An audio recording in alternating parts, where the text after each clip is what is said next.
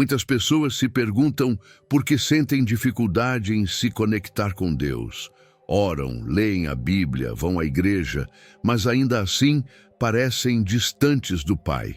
O que muitos não percebem é que algumas palavras têm um poder especial na vida espiritual. Elas não são apenas expressões comuns, mas chaves que abrem portas para a presença de Deus, para milagres e para uma vida cristã mais profunda. A Bíblia nos ensina que a morte e a vida estão no poder da língua. Provérbios 18, 21.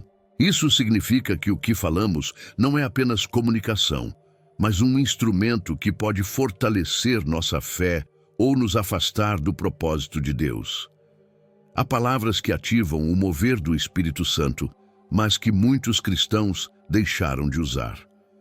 Palavras que demonstram fé, submissão, gratidão e dependência total do Senhor. Você já percebeu que muitas vezes oramos apenas para pedir coisas, mas e se soubéssemos exatamente quais palavras tocam o coração de Deus? Palavras que, quando ditas com sinceridade, podem mudar nossa maneira de viver e transformar nossa comunhão com o Pai? Neste estudo, vamos explorar algumas dessas palavras poderosas e descobrir por que o Espírito Santo se move de maneira especial quando as pronunciamos com fé. Prepare-se para entender como simples declarações podem abrir caminhos no mundo espiritual e fortalecer sua relação com Deus como nunca antes. Há um mistério profundo nas palavras que pronunciamos. Elas não são apenas sons ao vento, mas têm peso espiritual, poder de edificação e destruição. A Bíblia nos ensina que a morte e a vida estão no poder da língua. Provérbios 18, 21. O que dizemos pode abrir portas para milagres ou nos aprisionar em ciclos de dúvida e medo. Ao compreender esse princípio, a jornada espiritual se transforma. Cada palavra dita com fé carrega em si uma semente divina, capaz de mover montanhas. E há certas palavras que, quando proferidas com um coração sincero, atraem a presença e a direção do Espírito Santo de maneira sobrenatural. Muitas vezes, a comunicação com Deus se torna um monólogo seco e repetitivo, porque nos esquecemos de falar as palavras que tocam seu coração. Ele não busca discursos eloquentes, mas expressões genuínas, carregadas de verdade. O Espírito Santo se move onde há sinceridade, onde há um clamor que brota da alma. E é aí que o segredo se revela. Algumas palavras têm um efeito singular no mundo espiritual. Quando ditas com fé, elas destravam bênçãos, fortalecem a comunhão com Deus e moldam nossa caminhada cristã. Imagine um viajante perdido no deserto. Ele tem tudo em sua mochila, mapa, bússola, suprimentos, mas não sabe como usá-los. Assim é a vida cristã sem a compreensão do poder das palavras. Podemos ter a Bíblia em mãos, ir à igreja, fazer orações rotineiras, mas se não soubermos pronunciar palavras alinhadas à vontade divina, nossa jornada se torna árida e sem direção. Quando começamos a usar as palavras certas, tudo muda. O que antes parecia confuso se torna claro. O que era um deserto seco começa a florescer. A maneira como falamos com Deus reflete nossa confiança nele. Ao dizermos obrigado, estamos reconhecendo seu cuidado. Ao clamarmos perdão, quebramos barreiras que impedem o fluir de sua graça. Ao sussurrarmos ajude-me, admitimos nossa dependência. Cada uma dessas expressões, simples aos olhos humanos, é um código espiritual que alinha nosso coração ao de Deus. Quando declaramos confio em ti, ainda que as circunstâncias sejam adversas, provamos nossa fé. O próprio Jesus nos ensinou que palavras têm peso. Ele repreendeu ventos, curou enfermos e libertou cativos com a autoridade de sua voz. A oração não precisa ser longa para ser eficaz, mas precisa ser profunda. Pense na história de Pedro andando sobre as águas. No momento em que começou a afundar, Ele não fez uma oração complexa, simplesmente clamou: Senhor, salva-me. Mateus 14:30. E Jesus imediatamente estendeu a mão. Às vezes, uma única palavra pode ser a chave para um milagre. Quando dizemos guie-me, abrimos espaço para que o Espírito Santo nos direcione. Quando declaramos eu te louvo, nossa adoração se torna uma oferta viva. E quando pedimos cure-me, demonstramos fé no poder de Deus para restaurar. O mundo nos ensina que palavras são apenas ferramentas de comunicação, mas a Bíblia revela que elas são instrumentos espirituais. O próprio Deus criou o universo com palavras. Haja luz, e houve luz. Gênesis 1:3. Da mesma forma, podemos declarar vida sobre nossa história. Podemos chamar à existência coisas que ainda não são como se já fossem. O apóstolo Paulo nos ensina a renovar nossa mente para experimentar a vontade de Deus. Romanos 12:2. Isso começa na maneira como falamos. Muitas batalhas espirituais não são vencidas pela força, mas pela palavra certa no momento certo. O diabo tentou Jesus no deserto, mas ele o venceu com a palavra de Deus. Está escrito, Mateus 4:4. Nossa arma não é a lógica humana, mas a verdade divina. Quando enfrentamos desafios e declaramos, faça a tua vontade, estamos nos submetendo ao plano perfeito do Senhor. Esse é o maior ato de fé, abrir mão do controle e confiar. O Espírito Santo deseja nos ensinar a falar como filhos de Deus. Palavras não são apenas sons, mas sementes. O que semeamos com a boca, colhemos na vida. Se murmuramos, atraímos desânimo. Se declaramos fé, colhemos promessas. E Deus deseja que pronunciemos palavras que alinhem nossa vida à dele. Diga ao fraco, eu sou forte. Joel 3:10. Nossa boca precisa profetizar aquilo que Deus já determinou. Quando enfrentamos adversidades, nossa primeira reação revela no que confiamos. Se nos desesperamos, estamos olhando para as circunstâncias. Se oramos e declaramos a palavra de Deus, estamos olhando para o céu. O salmista escreveu, levanto os meus olhos para os montes, de onde me virá o socorro? O meu socorro vem do Senhor. Salmo 121:1-2. Ele sabia que a resposta vinha de Deus, mas essa resposta é ativada quando falamos com fé. Deus conhece nossas necessidades antes mesmo de pedirmos. Mateus 6:8. No entanto, ele nos ensina a falar, porque a confissão ativa o sobrenatural. Quando dizemos obrigado, reconhecemos sua bondade e abrimos caminho para mais bênçãos. Quando clamamos perdão, nos libertamos do peso do passado. Quando declaramos ajude-me, demonstramos humildade. O poder não está apenas nas palavras, mas na fé que as acompanha. Ao longo da Bíblia, vemos que as palavras carregam destino. Deus mudou o nome de Abrão para Abraão, de Jacó para Israel. Jesus chamou Simão de Pedro, a rocha. O que falamos define quem somos. Quando dizemos confio em ti, não estamos apenas expressando um pensamento, mas moldando nossa realidade. Se nossas palavras se alinharem à vontade de Deus, nossa vida também se alinhará. Cada palavra proferida pode ser uma chave ou uma corrente. Pode abrir portas ou trancar prisões. O Espírito Santo deseja que usemos palavras que liberem sua presença. Quando clamamos, guie-me, ele nos conduz. Quando dizemos, eu te louvo, atraímos sua glória. Quando pedimos, cure-me, estamos ativando promessas. E quando declaramos, faça a tua vontade, estamos nos rendendo ao plano supremo de Deus. A jornada da fé começa naquilo que falamos. Palavras são portais para o sobrenatural. O que você tem dito sobre sua vida, sobre sua família, sobre seu futuro? O que sai da sua boca pode determinar o rumo da sua caminhada espiritual. Por isso, o Espírito Santo nos ensina a escolher bem nossas palavras. e há um termo que abre portas para todas as outras. Você já se sentiu perdido, desconectado de quem realmente é e sem saber qual o plano de Deus para a sua vida? A verdade é que você não está aqui por acaso. Deus tem um propósito para você e eu quero te ajudar a descobri-lo. Por isso, criei 3 e-books que vão transformar sua jornada com Deus. Clique no link no comentário fixado e comece sua transformação agora. A gratidão é uma das expressões mais poderosas da fé.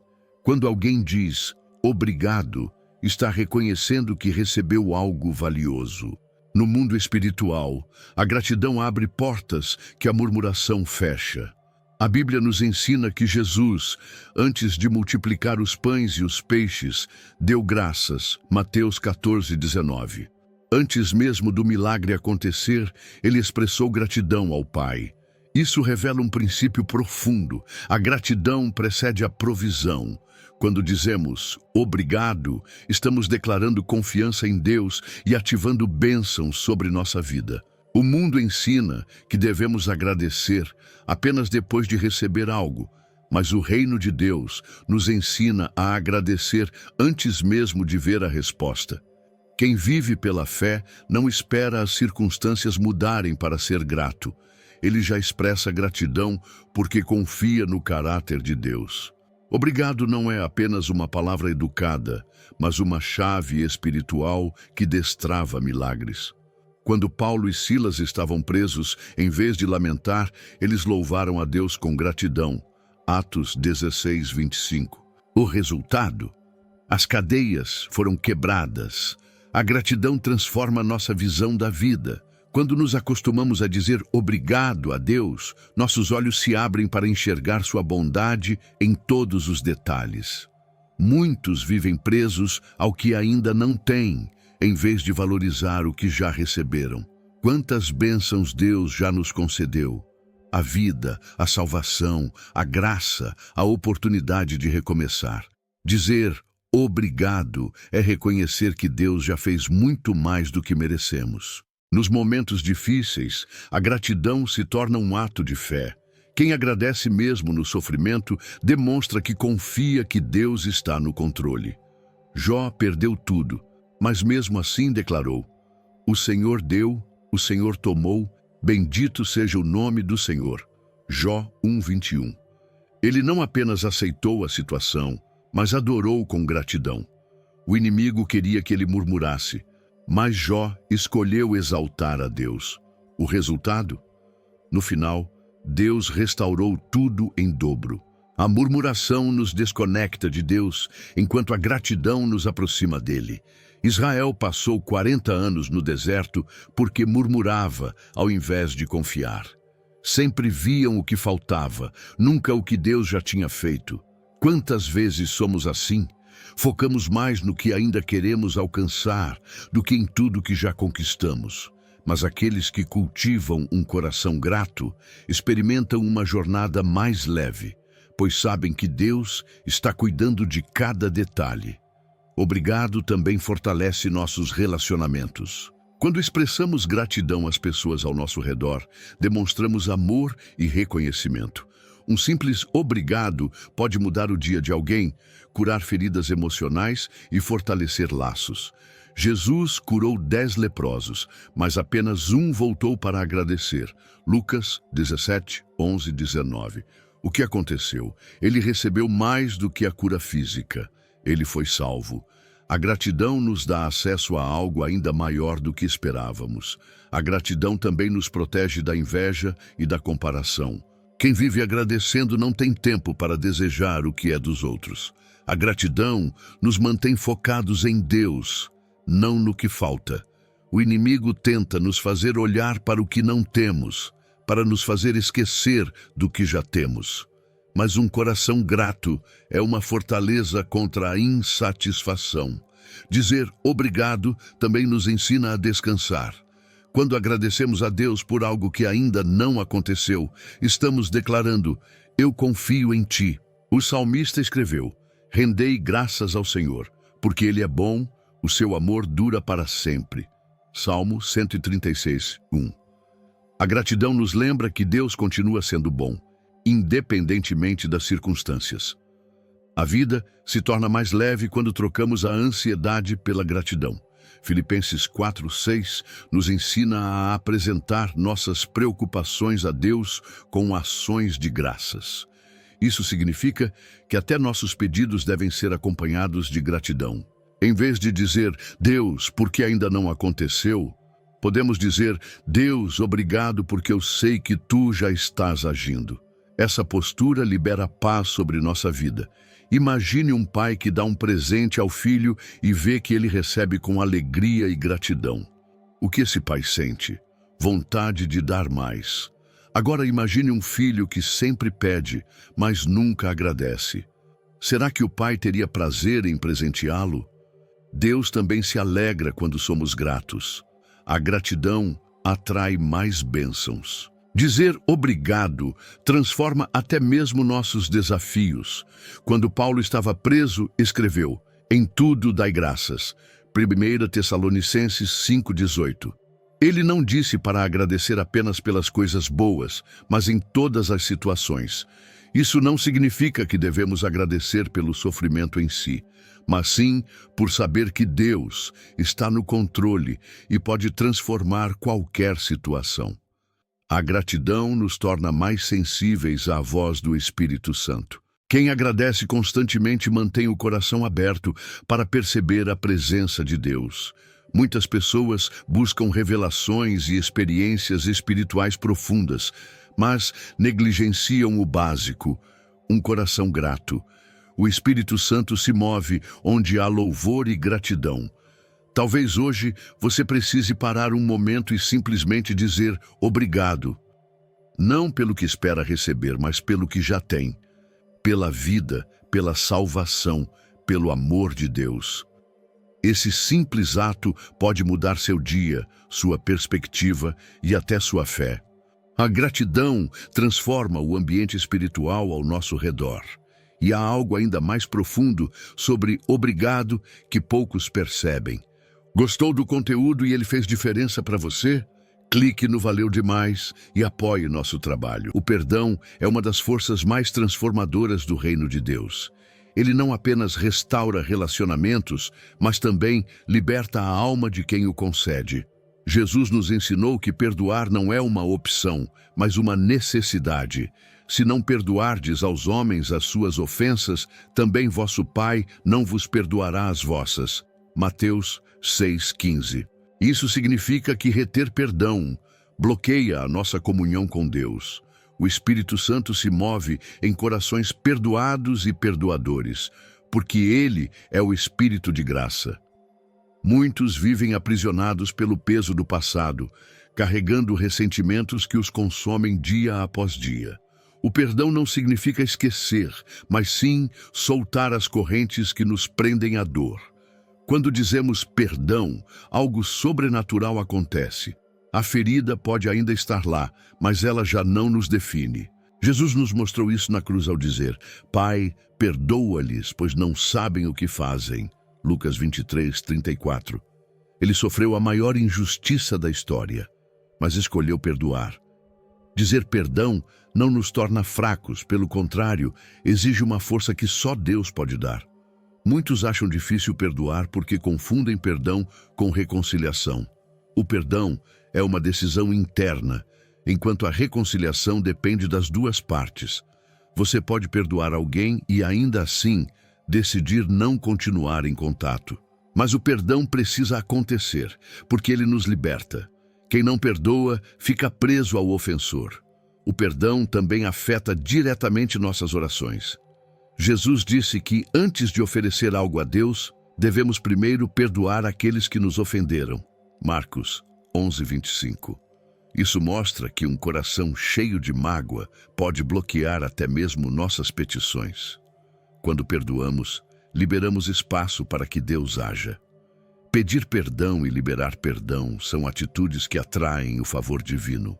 Quantas bênçãos estão retidas porque há falta de perdão no coração? O inimigo sabe que a falta de perdão cria barreiras entre nós e Deus. Ele quer que alimentemos ressentimentos, porque isso nos mantém afastados do propósito divino. Mas quando decidimos perdoar, quebramos essa estratégia. O perdão não é um sentimento, mas uma escolha. Não esperamos sentir vontade de perdoar, simplesmente decidimos fazê-lo. O perdão não muda o passado, mas transforma o futuro. José foi vendido pelos próprios irmãos e passou anos como escravo e prisioneiro. Ele tinha todas as razões para se tornar amargo, mas escolheu perdoar. Quando reencontrou seus irmãos, disse: "Não tenham medo. Acaso estou eu no lugar de Deus? Vocês intentaram o mal contra mim, mas Deus o tornou em bem." Gênesis 50, 19 e 20. O perdão de José não apenas restaurou sua família, mas também cumpriu o plano de Deus em sua vida.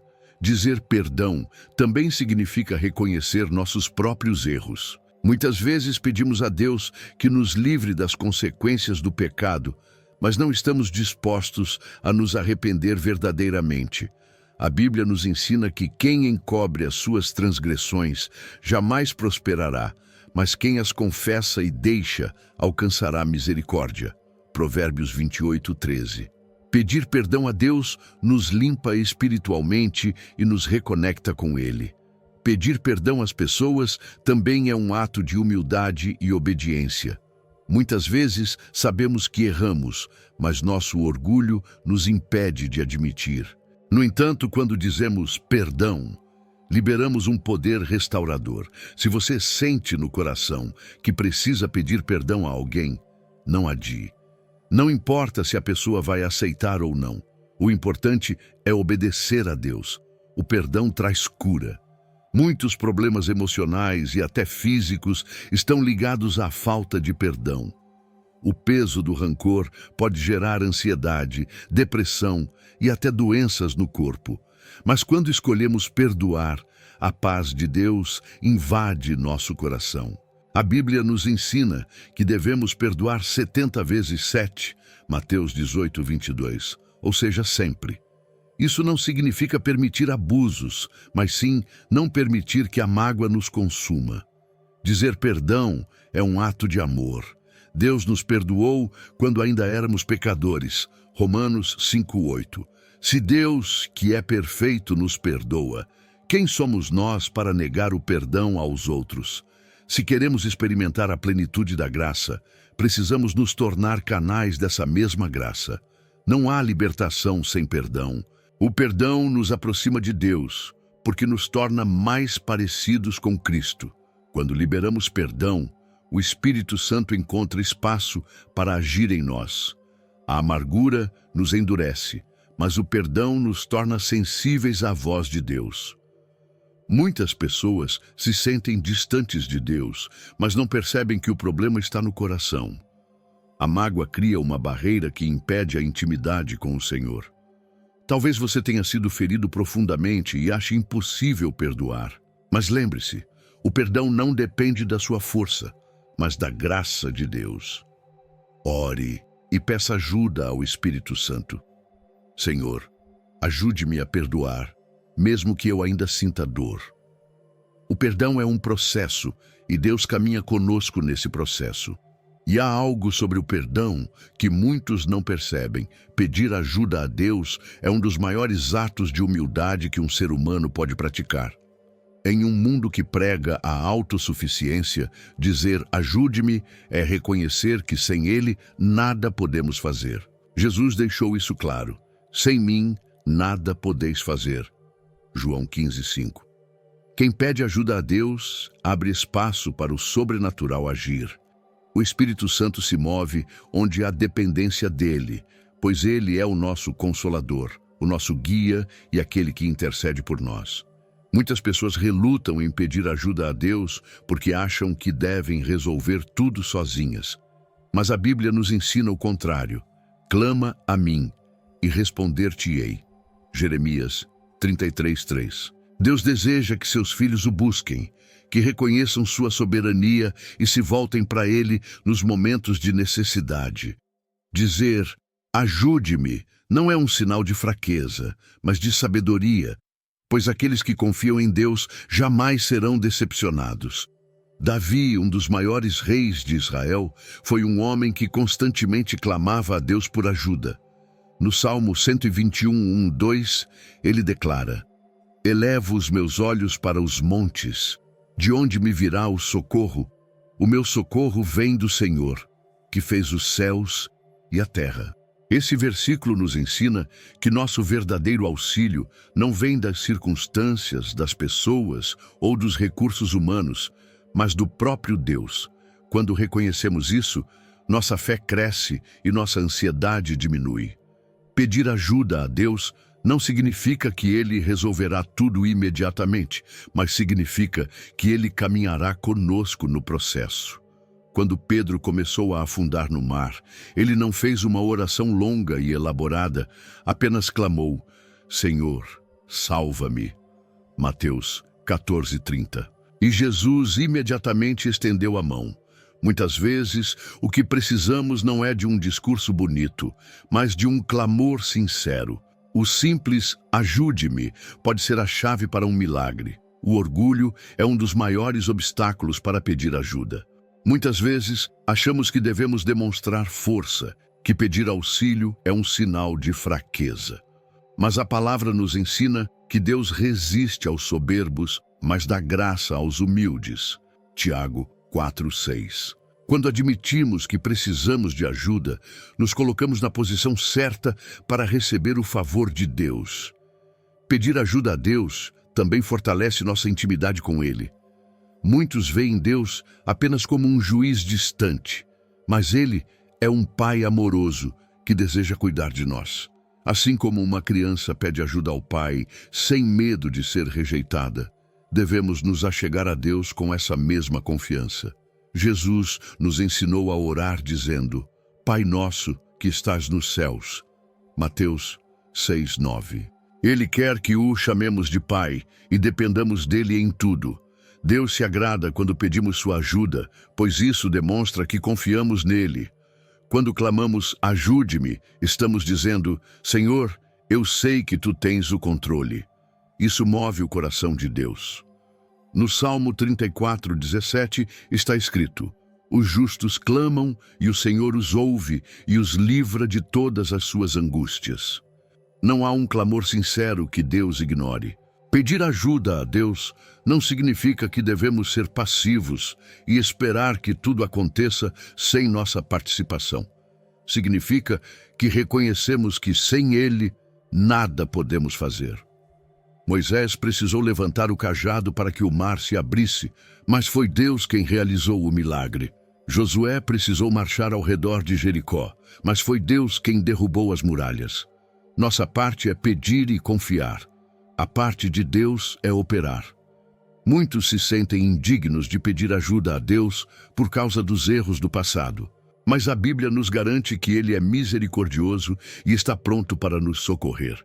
O ladrão na cruz, nos últimos momentos de sua vida, apenas disse: Senhor, lembra-te de mim. Lucas 23:42. E Jesus respondeu: Hoje estarás comigo no paraíso. Lucas 23:43. Deus não está esperando que sejamos perfeitos para nos ajudar. Ele está esperando que clamemos por Ele. Ajude-me também é uma palavra que devemos usar nos relacionamentos. Quantos problemas poderiam ser evitados se tivéssemos humildade para pedir ajuda a quem está ao nosso lado? O próprio Jesus pediu que os discípulos orassem com Ele no Getsêmani. Se o Filho de Deus não hesitou em pedir ajuda, por que deveríamos hesitar? Muitas vezes, Deus usa pessoas para responder ao nosso pedido de ajuda. Ele colocou Arão ao lado de Moisés, Barnabé ao lado de Paulo e os discípulos ao lado de Jesus. Precisamos entender que pedir ajuda não é sinal de fraqueza, mas de maturidade. Deus nos fez para vivermos em comunhão, não isolados. Dizer ajude-me nos lembra de que não estamos sozinhos. Elias achou que era o único profeta fiel, mas Deus lhe mostrou que havia 7.000 outros que não haviam se dobrado a Baal. 1 Reis 19:18. O inimigo quer nos fazer acreditar que estamos sozinhos, mas Deus sempre tem um escape. sempre tem uma resposta. Talvez hoje você esteja enfrentando um desafio e ache que precisa resolvê-lo sozinho. Mas Deus está esperando que você diga: ajude-me. Ele é um Pai amoroso, pronto para socorrer aqueles que o buscam. E há algo ainda mais profundo sobre pedir ajuda a Deus que poucos entendem. Confiar em Deus é um dos maiores desafios da vida cristã. Dizemos que temos fé, mas muitas vezes queremos ter o controle de tudo. A incerteza nos assusta e a espera nos angustia. No entanto, Deus nos convida a descansar nele. Confia no Senhor de todo o teu coração e não te estribes no teu próprio entendimento. Provérbios 3:5. Essa é a essência da fé. Acreditar mesmo quando não vemos, continuar caminhando mesmo sem entender. Dizer confio em ti não é apenas uma frase bonita, mas uma declaração de guerra contra a dúvida e o medo. Quando proclamamos essa verdade, estamos afirmando que não dependemos das circunstâncias, mas sim do Deus que governa tudo. O mundo nos ensina a confiar no dinheiro, no trabalho, nas habilidades, mas a Bíblia nos ensina que a confiança verdadeira só pode estar no Senhor. Muitas vezes queremos ver para crer, mas Deus nos chama a crer antes de ver. Abraão foi chamado para sair de sua terra sem saber para onde ia, apenas confiando na promessa. Hebreus 11:8. Ele não pediu garantias, não exigiu detalhes, apenas disse sim e caminhou. Confiar em Deus significa dar passos sem ter todas as respostas, pois sabemos que Ele já preparou o caminho. Quando dizemos, confio em ti, estamos entregando o controle a Deus. Mas isso não é fácil. Nossa natureza quer resolver tudo do nosso jeito, quer acelerar processos, quer entender cada detalhe. Só que Deus trabalha de maneira diferente. Jesus disse, o que eu faço, tu não sabes agora, mas entenderás depois. João 13:7. Às vezes, Deus não explica. Ele apenas pede que confiemos. A confiança em Deus é testada nos momentos de espera. Quando as portas não se abrem, quando as respostas não chegam, quando os sonhos parecem distantes. Nessas horas, nossa fé é desafiada. Será que continuamos confiando ou começamos a duvidar? Jó, mesmo no meio da dor, declarou, ainda que ele me mate, nele esperarei. Jó 13:15. Esse é o nível mais profundo de confiança. Crer mesmo quando tudo parece contrário. Pedro confiou em Jesus e andou sobre as águas, mas no momento em que olhou para o vento e as ondas, começou a afundar. Mateus 14:30. Isso nos ensina que confiar em Deus exige manter os olhos nele, não nas circunstâncias. Sempre que focamos no problema, o medo cresce. Mas quando focamos em Deus, a fé se fortalece. Confiar em Deus não significa que nunca teremos medo, mas significa que não seremos dominados por ele. O salmista declarou, quando eu estiver com medo, confiarei em ti. Salmo 56:3. A confiança não anula a realidade, mas nos lembra que Deus está acima dela. A confiança também traz paz. Muitas pessoas vivem ansiosas porque tentam controlar tudo. Mas Filipenses 4:6-7 nos ensina que quando entregamos nossas preocupações a Deus, a paz que excede todo entendimento guarda nossos corações. Isso não significa que os problemas desaparecem, mas que somos sustentados mesmo em meio a eles. Jesus nos ensinou sobre confiança quando disse, olhai para as aves do céu, que não semeiam, nem colhem, nem ajuntam em celeiros, e vosso Pai Celestial as alimenta. Não tendes vós muito mais valor do que elas? Mateus 6:26. Se Deus cuida dos pássaros, Ele certamente cuida de nós. O problema é que muitas vezes queremos entender tudo antes de confiar. Mas confiar significa descansar, mesmo sem entender. Muitos dizem que confiam em Deus, mas suas atitudes mostram o contrário. A ansiedade excessiva, a preocupação constante e o desespero são sinais de que a confiança ainda não é plena. Quando confiamos de verdade, aprendemos a esperar sem desespero. Sabemos que Deus está no controle, mesmo quando tudo parece fora de controle. A confiança em Deus também nos impede de fazer escolhas precipitadas. Quantas vezes tomamos decisões erradas porque não tivemos paciência para esperar? Sara não confiou totalmente na promessa de Deus e resolveu dar seu próprio jeito, oferecendo sua serva Hagar a Abraão. Gênesis 16, 1-2. O resultado foi sofrimento para todos. Quando não confiamos, criamos atalhos que nos afastam do propósito de Deus. Dizer confio em ti também significa abrir mão do passado. Muitos vivem presos a dores e erros antigos porque acham que Deus não pode restaurar. Mas confiar é saber que Ele faz novas todas as coisas. Apocalipse 21:5. Não importa o que aconteceu antes, Deus ainda tem um futuro para nós. A confiança em Deus nos fortalece diante das adversidades. Paulo e Silas foram presos injustamente, mas em vez de se desesperarem, cantaram louvores. Atos 16:25. Eles não sabiam como Deus os livraria, mas confiavam que Ele faria algo. Essa confiança liberou um milagre. As portas da prisão se abriram. Talvez hoje você precise parar um momento e dizer: confio em Ti, Senhor. Não porque tudo está resolvido, mas porque Deus continua sendo fiel. E há algo sobre essa confiança que poucos percebem. Pedir direção a Deus é um ato de humildade e sabedoria. Em um mundo onde somos pressionados a tomar decisões rápidas, parar e dizer, guie-me, é reconhecer que não sabemos tudo e que precisamos da orientação divina. O coração do homem traça o seu caminho, mas o Senhor lhe dirige os passos. Provérbios 16:9. Quantas vezes tomamos decisões sem buscar a Deus e depois sofremos as consequências? O Espírito Santo deseja nos guiar em cada detalhe da nossa vida, mas precisamos pedir sua direção. O problema é que muitas vezes queremos que Deus apenas confirme o que já decidimos. Oramos pedindo direção, mas no fundo já temos nossa própria resposta. No entanto, buscar a Deus significa estar disposto a seguir o caminho que Ele apontar, mesmo que seja diferente do que planejamos. Há caminho que ao homem parece direito, mas o fim dele são os caminhos da morte. Provérbios 14:12. Precisamos confiar que Deus vê além do que conseguimos enxergar. Dizer guie-me significa render o controle a Deus. Não é fácil, pois gostamos de planejar e saber cada passo antes de agir. Mas a Bíblia nos ensina que lâmpada para os meus pés é a tua palavra e luz para o meu caminho. Salmo 119, 105. Deus pode não mostrar o caminho inteiro, mas nos dará luz suficiente para o próximo passo.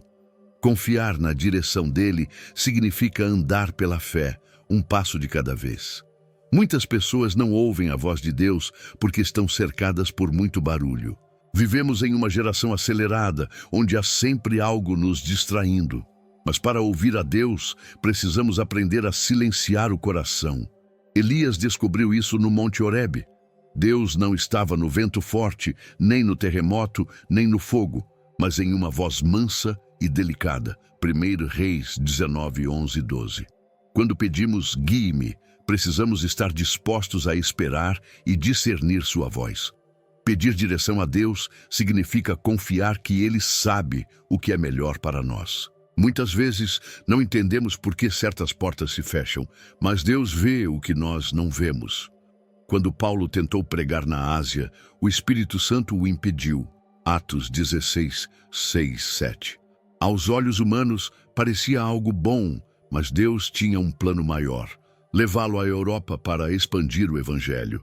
Nem sempre o que parece certo para nós está alinhado ao propósito de Deus. Deus não apenas guia, mas também corrige. Às vezes pedimos guie-me, mas queremos que Ele apenas nos confirme. No entanto, quando Deus guia, Ele também nos desvia de caminhos perigosos. Jonas tentou fugir da vontade de Deus e acabou no ventre de um grande peixe. Só quando se rendeu e disse, guia-me, Deus o tirou daquela situação e o colocou no caminho certo. Jonas 2, 1, 10. O Espírito Santo é nosso guia diário.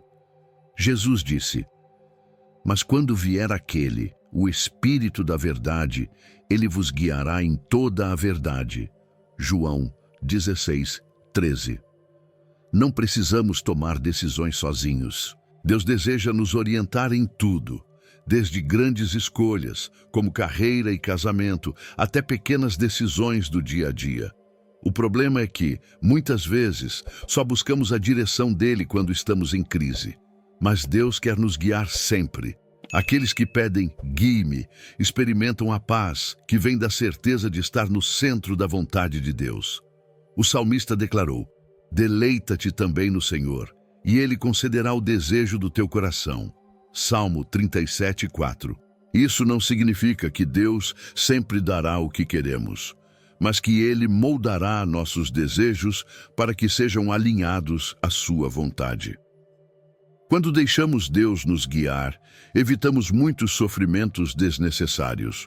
Muitos entram em relacionamentos tóxicos, tomam decisões financeiras erradas ou fazem escolhas precipitadas porque não buscaram a Deus antes. Quantos casamentos poderiam ter sido evitados? Quantas sociedades empresariais não teriam falido se antes tivessem perguntado, Senhor, guie-me. A Bíblia está cheia de exemplos de pessoas que pediram direção a Deus e foram abençoadas. Davi, antes de cada batalha, perguntava ao Senhor se devia avançar ou recuar. 1 Samuel 23, 2. Salomão, ao invés de pedir riquezas, pediu sabedoria para governar, e Deus lhe concedeu muito mais do que imaginava. 1 Reis 3, 9, 13. Muitas vezes Deus responde com silêncio. Isso não significa que Ele não esteja guiando, mas sim que devemos esperar. Quando Israel estava diante do Mar Vermelho, Deus não lhes deu um caminho alternativo. Ele mandou que marchassem. Êxodo 14, 15. Quando pedimos guie-me, precisamos estar preparados para agir quando Ele der a direção. A melhor maneira de receber direção de Deus é através da oração e da palavra. Confia no Senhor e faze o bem, habita na terra e alimenta-te da verdade. Salmo 37, 3. Quando enchemos nosso coração com a palavra de Deus, começamos a discernir melhor sua voz. Ele fala, mas precisamos estar atentos para ouvir. Talvez hoje você esteja em um momento de indecisão.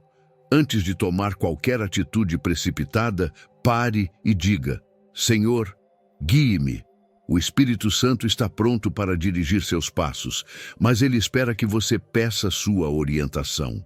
E há algo sobre essa entrega que poucos entendem.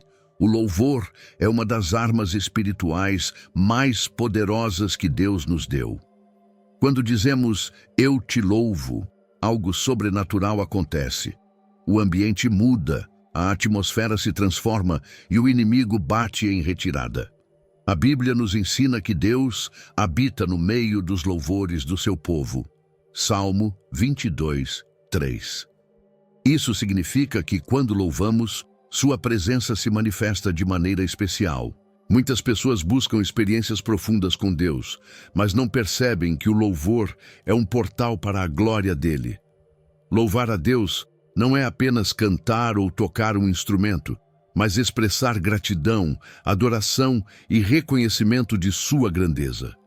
O louvor nos tira do centro e coloca Deus no lugar onde Ele sempre deve estar, no trono. Muitas vezes estamos tão focados nos nossos problemas que nos esquecemos de exaltar o Senhor. Mas a Bíblia nos ensina que quando louvamos, até as muralhas caem, como aconteceu em Jericó, Josué 6:20. O louvor é mais poderoso quando feito em tempos difíceis. Qualquer um pode louvar quando tudo está bem, mas a verdadeira fé se revela quando adoramos em meio à dor. Jó perdeu tudo, mas mesmo assim declarou, o Senhor deu, o Senhor tomou, bendito seja o nome do Senhor. Jó 1:21.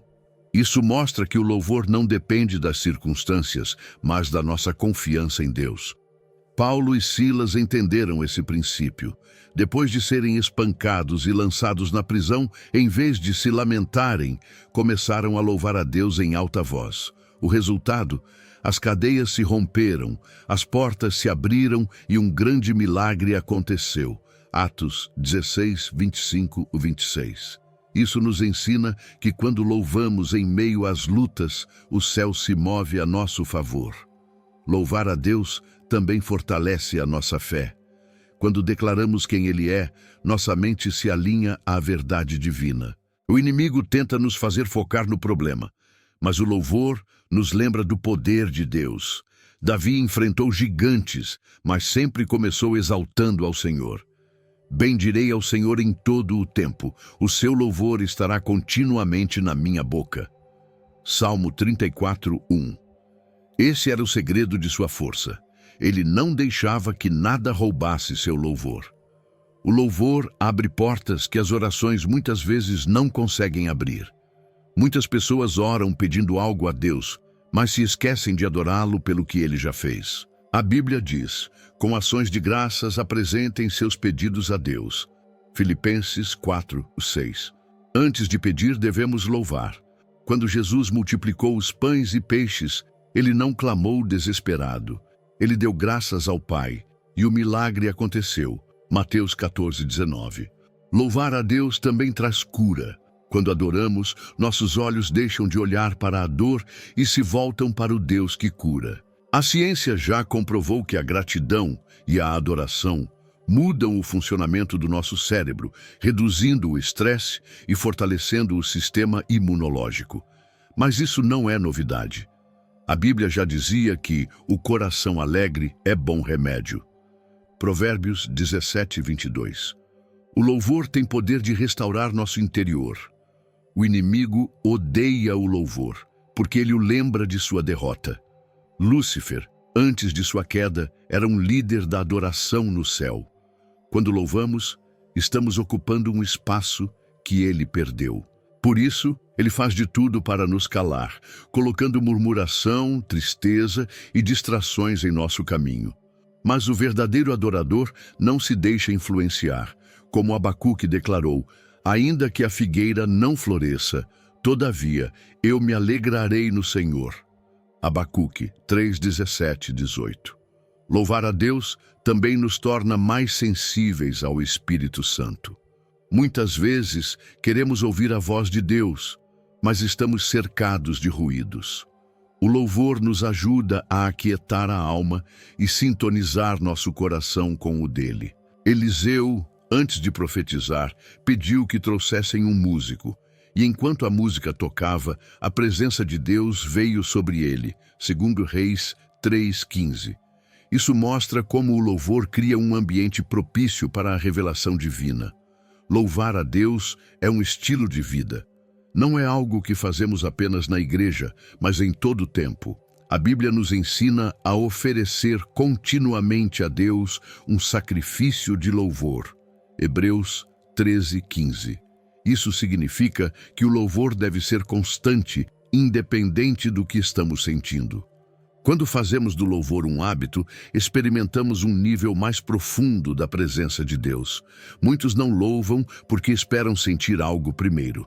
Mas o louvor não é baseado em emoções, e sim em um princípio espiritual. O salmista dizia: bendize, ó minha alma, ao Senhor. Salmo 103:1. Como se estivesse ordenando a si mesmo louvar, mesmo quando não sentia vontade. Isso nos ensina que louvar é uma decisão, não um sentimento. Talvez você esteja passando por um momento difícil e ache que não tem forças para louvar, mas experimente dizer: eu te louvo mesmo assim. Comece agradecendo por pequenas coisas e logo perceberá seu coração sendo renovado. O louvor nos tira das trevas para a luz, da tristeza para a alegria, da opressão para a liberdade. E há algo ainda mais profundo sobre o louvor que poucos entendem. A cura é uma das promessas mais poderosas de Deus. Ele se revelou na Bíblia como Jeová Rafa, o Senhor que cura. Êxodo 15, 26. Quando clamamos cure-me, estamos reconhecendo que somente Deus tem o poder de restaurar não apenas nosso corpo, mas também nossa alma e espírito. Jesus, durante seu ministério terreno, curou enfermos, libertou oprimidos e restaurou vidas, mostrando que a vontade de Deus é trazer plenitude aos seus filhos. Muitas pessoas buscam a cura física, mas ignoram as feridas emocionais que carregam. Deus quer curar por completo de dentro para fora. O Salmo 147:3 declara: Ele cura os quebrantados de coração e lhes ata as feridas. Muitas dores que sentimos não são apenas do corpo, mas da alma. Traumas, rejeições, decepções. Mas quando dizemos, cure-me, estamos entregando a Deus até as feridas que ninguém vê. A fé é essencial para receber a cura de Deus. Quando Bartimeu, o cego, clamou, Jesus, filho de Davi, tem misericórdia de mim, ele estava declarando sua total dependência do poder de Cristo. Jesus ouviu seu clamor e respondeu, a tua fé te salvou. Marcos 10:46-52. Isso nos ensina que a cura não está apenas no desejo de ser curado, mas na confiança em quem pode curar.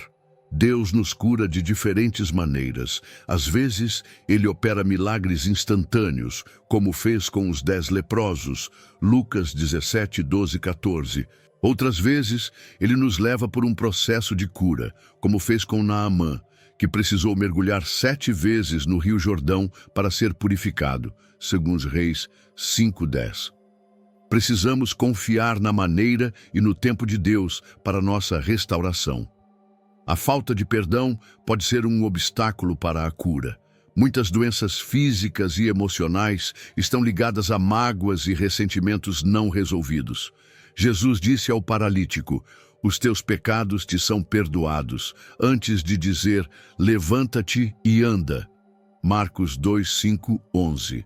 Isso mostra que, muitas vezes, a cura começa na alma, antes de se manifestar no corpo. Dizer, cure-me, também significa estar disposto a abandonar hábitos que nos adoecem. Muitas pessoas pedem cura, mas continuam vivendo de maneira que prejudica sua saúde física e emocional. Deus pode curar, mas também nos chama a viver com sabedoria. Não sabeis que sois santuário de Deus e que o Espírito de Deus habita em vós? 1 Coríntios 3:16. Nossa vida deve refletir essa verdade. O Espírito Santo também é um agente de cura. A Bíblia o chama de Consolador, João 14:16, aquele que restaura nossa alma. Quando buscamos sua presença, ele nos cura de ansiedades, medos e inseguranças. Muitas pessoas tentam preencher o vazio com coisas passageiras, mas a verdadeira cura vem da comunhão com Deus. O louvor é uma ferramenta poderosa de cura. Quando Davi tocava a harpa, o espírito maligno que atormentava Saul se retirava. 1 Samuel 16:23. Isso nos ensina que a adoração cria um ambiente propício para a presença de Deus, onde a cura pode fluir. Se você precisa de cura, experimente louvar, mesmo em meio à dor. A palavra de Deus é um remédio para a nossa vida. Provérbios 4:20-22. Nos ensina que os ensinamentos de Deus são vida para quem os encontra e saúde para todo o seu corpo. Passar tempo na Bíblia fortalece nossa fé e nos alinha com as promessas de Deus. Muitos buscam cura em tantas fontes, mas se esquecem de que a maior fonte de restauração é a palavra viva. Pedir cura a Deus também exige paciência. Nem sempre a resposta vem no nosso tempo. Paulo orou 3 vezes para que Deus retirasse um espinho da carne, mas o Senhor respondeu, a minha graça te basta. 2 Coríntios 12:9. Isso nos ensina que, mesmo quando a cura não vem da maneira que esperamos, Deus nos dá força para suportar e seguir adiante. A cura não é apenas individual. Deus quer nos curar para que sejamos instrumentos de cura na vida de outros. Curai os enfermos, limpai os leprosos, ressuscitai os mortos, expulsai os demônios. Mateus 10:8. Quando experimentamos a restauração de Deus, devemos compartilhá-la, ajudando outros a encontrarem a mesma graça. Talvez hoje você precise parar um momento e dizer: Senhor, cure-me. Seja uma enfermidade, uma dor emocional, um trauma do passado ou uma situação que está te desgastando, Deus está pronto para restaurar. Mas Ele também quer que você confie nele durante o processo. E há algo sobre essa cura que poucos percebem. Submeter-se à vontade de Deus é uma das maiores provas de fé e confiança. Em um mundo onde somos ensinados a buscar nossos próprios desejos e lutar pelo controle, dizer "faça a tua vontade" é um ato de total rendição ao Senhor. A Bíblia nos ensina que a vontade de Deus é boa, perfeita e agradável. Romanos 12:2. Mas muitas vezes não a compreendemos de imediato. No entanto, aqueles que aprendem a confiar nele experimentam a verdadeira paz, pois sabem que Deus nunca falha. Jesus nos deixou o maior exemplo de submissão à vontade do Pai. No Getsêmani, momentos antes da crucificação, ele orou: Meu Pai, se for possível, afasta de mim este cálice. Todavia, não seja como eu quero, mas como tu queres. Mateus 26:39. Esse foi o momento em que a humanidade de Cristo se encontrou com sua missão divina. Mesmo diante da dor e do sofrimento iminente, ele escolheu obedecer. Essa é a essência da entrega, confiar que o plano de Deus é maior do que nossos medos e incertezas. Muitos evitam dizer, faça a tua vontade, por medo do que Deus pode exigir. Mas o Pai Celestial não é um ditador que nos priva da felicidade. Ele é amoroso e sabe exatamente o que é melhor para nós. Pois eu bem sei os planos que tenho para vós, diz o Senhor, planos de paz e não de mal, para vos dar um futuro e uma esperança. Jeremias 29:11. O que Deus tem preparado para seus filhos sempre será melhor do que qualquer coisa que possamos imaginar. O ser humano tende a confiar em sua própria compreensão, mas a Bíblia nos adverte. Confia no Senhor de todo o teu coração e não te estribes no teu próprio entendimento. Provérbios 3:5. Quando insistimos em seguir apenas nossa própria vontade, corremos o risco de nos perdermos. Quantas vezes já tomamos decisões erradas por não termos esperado a resposta de Deus?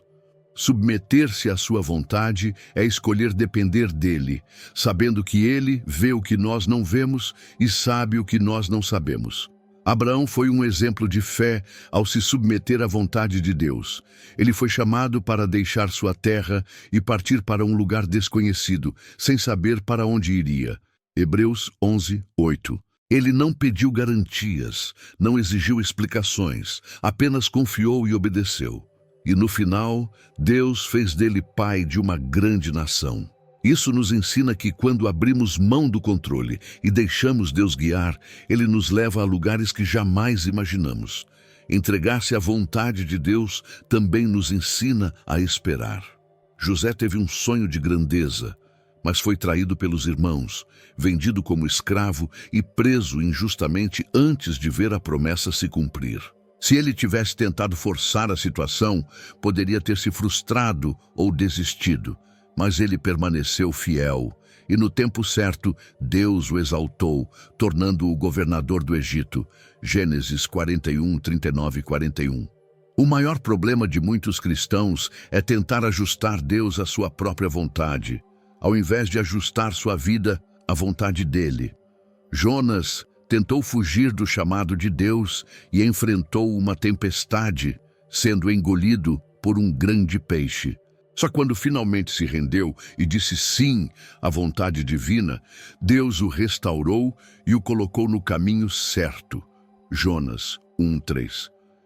Isso mostra que resistir à vontade de Deus só traz sofrimento, enquanto aceitá-la traz propósito e restauração. Aceitar a vontade de Deus não significa que tudo será fácil, mas significa que nunca estaremos sozinhos. Deus não nos chama para um caminho sem antes preparar tudo o que precisamos para percorrê-lo. O Senhor firma os passos do homem bom e se agrada do seu caminho. Salmo 37, 23. Quando confiamos, vemos sua fidelidade se manifestar em cada detalhe. Muitas pessoas vivem ansiosas porque querem respostas imediatas. Mas Jesus nos ensinou que a chave para uma vida plena está em buscar primeiro o reino de Deus, e tudo o mais nos será acrescentado. Mateus 6:33. Isso significa que, quando fazemos da vontade de Deus nossa prioridade, Ele cuida do resto. A verdadeira liberdade não está em fazer o que queremos, mas em viver conforme o propósito de Deus. Nossa vontade pode ser enganosa, baseada em emoções passageiras, mas a vontade de Deus é eterna e sempre conduz à vida. Quando aprendemos a orar como Jesus orou, faça a tua vontade, vivemos uma fé mais leve, descansamos na soberania divina e encontramos a verdadeira paz. Que essa seja a nossa oração diária. Senhor, que não seja feita a minha vontade, mas a tua, pois sei que tu tens o melhor para mim. Amém. Ao longo deste estudo, vimos como algumas palavras têm o poder de transformar nossa vida espiritual. Não são apenas expressões comuns, mas declarações de fé que tocam o coração de Deus e ativam o sobrenatural. Quando dizemos obrigado, demonstramos gratidão e abrimos portas para mais bênçãos. Ao clamarmos perdão, nos libertamos do peso do passado. Quando declaramos ajude-me, reconhecemos nossa total dependência do Senhor. Cada uma dessas palavras fortalece nossa comunhão com Deus e nos ensina a confiar mais nele. Confio em ti é uma entrega de fé, enquanto guie-me nos mantém no caminho certo. O louvor abre as portas do céu quando declaramos eu te louvo, e a cura se manifesta quando clamamos cure-me. Por fim, dizer faça a tua vontade nos leva à paz verdadeira, pois confiamos no plano perfeito de Deus. Agora eu te pergunto, você tem usado essas palavras na sua vida espiritual? Sua oração reflete gratidão, entrega e confiança? Ou você tem se limitado apenas a pedir coisas sem realmente se abrir para a vontade de Deus? Hoje é o momento de mudar sua forma de se comunicar com Deus. Comece a usar essas palavras com sinceridade e você verá como sua fé será fortalecida. O Espírito Santo deseja agir em sua vida, mas ele espera que você abra espaço para ele com sua atitude e com as palavras certas. Se esta mensagem falou ao seu coração, compartilhe com alguém que precisa ouvir isso. E não se esqueça, se inscreva no canal, ative as notificações e continue acompanhando conteúdos que fortalecem sua fé. Que Deus te abençoe. Você já teve um sonho tão intenso que parecia ser mais do que apenas sua imaginação? E se eu te dissesse que alguns sonhos são mensagens diretas de Deus? Ao longo deste estudo, vimos como certas palavras ativam o mundo espiritual e fortalecem nossa comunhão com Deus. Mas há outra forma poderosa pela qual ele se comunica: os sonhos. Desde os tempos bíblicos, Deus tem usado sonhos para revelar seu plano, dar direção e até enviar advertências. E se você teve um desses 7 sonhos específicos, pode ser que Deus esteja tentando te dizer algo muito importante. Sonhos com anjos, vozes misteriosas, símbolos proféticos. Você já experimentou algo assim? Será que esses sonhos têm um significado oculto? No próximo vídeo, vamos explorar os 7 sonhos proféticos que podem ser uma mensagem divina para a sua vida. Não ignore os sinais. Deus pode estar falando com você enquanto você dorme. Clique agora para assistir e descubra se Deus está tentando te dizer algo.